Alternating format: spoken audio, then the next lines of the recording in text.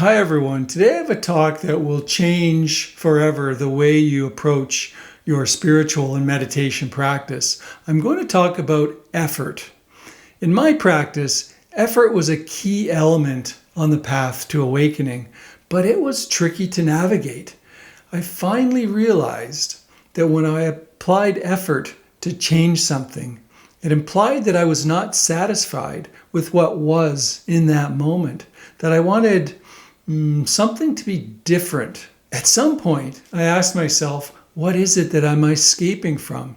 Who is the one that is seeking to escape? Finally, I realized that my practice was a subtle extension of my search for happiness outside an objective experience. I realized that my spiritual practice was simply a refinement of past methods at finding happiness. It was now meditation rather than a glass of wine, for example. As we investigate deeper into our practice, we may begin to realize that our spiritual practice efforts are a subtle extension of our search for happiness. Our desire for happiness is a natural inclination, but when we seek it outside in external experiences, it becomes a never-ending cycle of seeking and striving. This striving may take the form of meditation or any other activity that we engage in the hopes of attaining kind of inner peace or happiness. But as we continue to practice, we begin to recognize the limitations of seeking happiness and peace in external circumstances and experiences. We begin to see that true peace and happiness cannot be found in the external world, but rather they arise from within us. The highest form of meditation is not something that we do, but rather it is something that we are. As we let go of this impulse to seek happiness in external experiences, we begin to discover the peace and happiness that is always and already present within us. The seeking impulse gradually winds down, and we experience a deep sense of peace and commitment. We begin to recognize that the happiness we've been seeking is not something that can be found outside of ourselves, but rather it is an innate quality that is always present within us. In this talk, I will explore three aspects of effort. First, I will examine different ways that the Buddha talks about effort. Next, I will delve into the way in which effort evolves and kind of self-balances as we deepen and mature in our practice. And finally, I will provide some practical ways to engage and balance effort in your personal practice. Effort was an important and reoccurring theme throughout the Buddha's teachings in the Pali Canon. It appeared over 500 times. It is mentioned on many of the Buddha's lists, including the Eightfold Path and the Seven Factors of Awakening. There are numerous and crucial times when the Buddha emphasized effort. For example, the Buddha's last words before he died were, "Strive on untiringly." And his last words before he sat down to meditate under the Bodhi tree and attain enlightenment were, "Though only my skin, sinew, and bone may remain, and my blood and flesh may dry up and wither away, yet I will never move from this seat until I've attained full enlightenment." There is no question that it is essential that we apply effort and energy in our spiritual practice. The Buddha's teachings often use the term effort in two ways. One is sama vayama, and the other is virya. Sama vayama, also known as wise effort or right effort, emphasizes the importance of balancing effort so that it is neither too tight or kind of too loose. On the other hand, virya focuses more on the quality or the characteristics of the effort being applied. The concept of balanced or wise effort is central to the Noble Eightfold Path.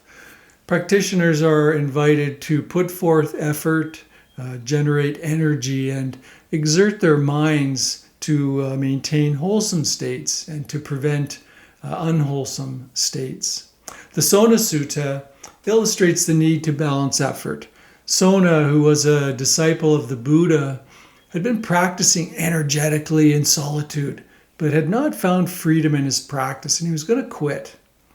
The Buddha realized that Sona was striving too hard, and he taught him to find balance in his effort, just as the strings of a lute need to be adjusted to a balanced pitch to produce harmonious music. And he knew that Sona was an expert at playing the lute. In the 7 factors of enlightenment, the Buddha identifies effort as a prerequisite for achieving liberation or awakening. When he uses the term virya, he is speaking about effort having qualities such as continuous mindfulness, investigation, acceptance, loving attention. Here, effort becomes wise effort when it is influenced by wise view and wise intention. Wise effort, therefore, involves finding a balance in your practice, ensuring that your effort is guided by mindfulness and investigation, as well as acceptance. It is essential to be aware of the quality of our effort and to avoid being too forceful or too kind of lax in our effort. Through wise effort, we can achieve a kind of evenness in our spiritual faculties and ultimately find peace and discover our true nature. The Buddha emphasized how we build from mindfulness, and then we investigate our experience, and that arouses tireless energy. The term tireless really points to the need for this continuous and persistent exertion or energy. It takes this kind of energy for us to come out of our habit patterns.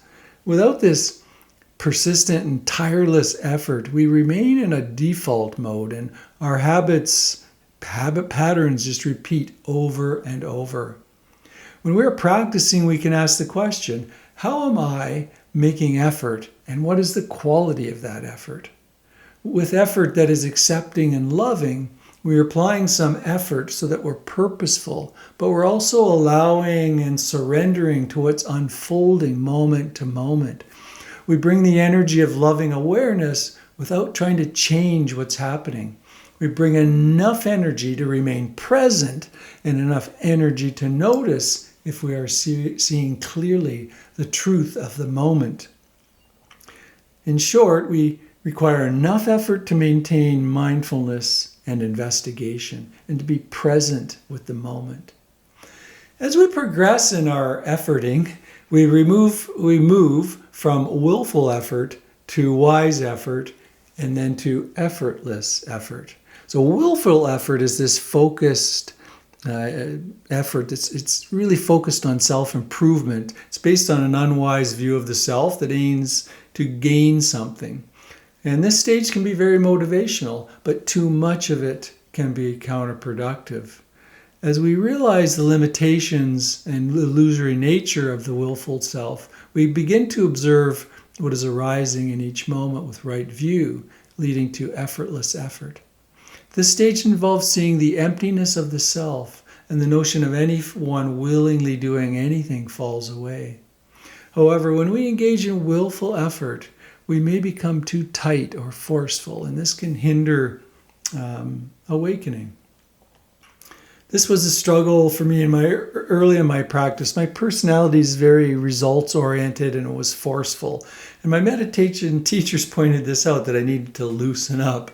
I resisted the advice, thinking that I needed to strive in order to get results. But eventually I realized that my attachment to outcomes was an obstacle, and by letting go of expectations, I could practice in a more balanced way. It was a talk by the Dalai Lama on his way of balancing effort that had a profound impact on me. Despite practicing for 4 to 5 hours each morning, he describes it as full of joy and lightness. In contrast, my practice felt more like work, something I had to do, a task to be completed. I realized the importance of letting go of my expectations and attachments and bringing joy and tenderness to the practice. When I look back and reflect on my practice, I see that willful effort was very necessary in the early stages of my practice, when my ego was really in the driver's seat. It was driving my meditation. It was looking for healing and then in self-improvement. But eventually a process of awakening began to occur, and the ego began to fall away. There was a key turning point when I was no longer motivated by the personal ego, and a deeper aspiration for truth kind of filled in its place.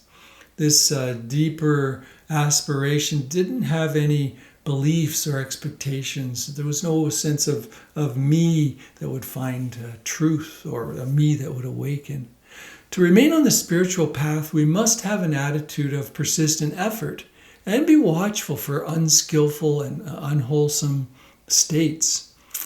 Wise effort is applied artfully as our practice evolves and new insights are attained. It involves a kind of fine-tuning, dialing in or balancing of effort.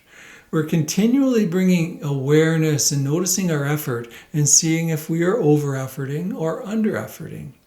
And with this, we can make subtle adjustments. And the adjustments can seem very minor, but they have powerful effects on our practice.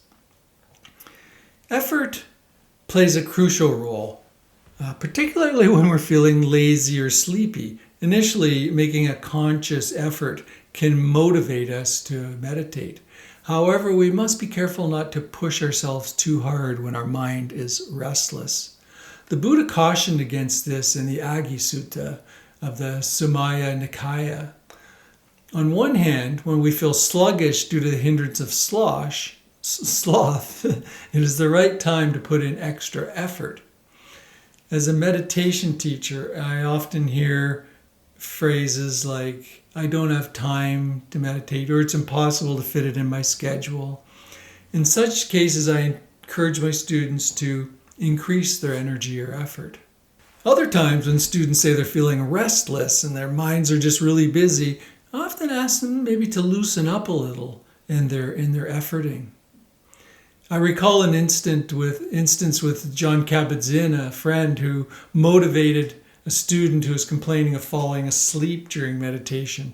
John asked the student why they didn't fall asleep while they were driving their car when they were sleepy, to which the student replied, I don't want to die in a car crash. John advised the student to approach meditation with the same urgency and practice as if their life depended on it, because as he said, in many ways it does. In the early stages of my teaching, I would often tell my students to practice as if their hair was on fire. And this advice came from a statement by the Buddha. He encouraged new practitioners to exert extraordinary effort and mindfulness, just as they would put out a fire on their hair or clothes. Additionally, the Buddha emphasized the importance of right effort in one's movement towards the final attainment of truth. In the Kanki Sutta, and I quote, exertion is most helpful for the final attainment of the truth. If one didn't make an exertion, one wouldn't finally attain the truth. Because one makes an exertion, one finally attains the truth. Therefore, exertion is most helpful for the final attainment of the truth. I hope you found this video helpful in showing you what right effort is. And I have another video on seeking and the end of seeking. So if you're interested in that, click the box up there. And if you'd like to subscribe to the channel, click on the little circle with my picture in it. Thank you for being here with me, and I hope to see you again soon.